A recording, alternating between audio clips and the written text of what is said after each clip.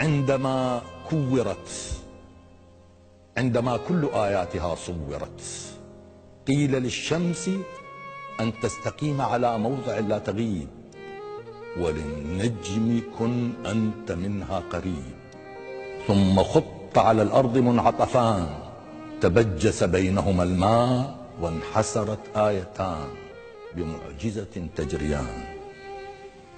فالتقى الفجر بالليل والنار بالسيل، كل بأمر يساق، وأتى الصوت كوني فكان العراق. سليل المجد والحسب هو الذي كل من فيه حفيد نبي، كأنما كبرياء الأرض أجمعها تنمى إليه، فما فيها سواه أبي.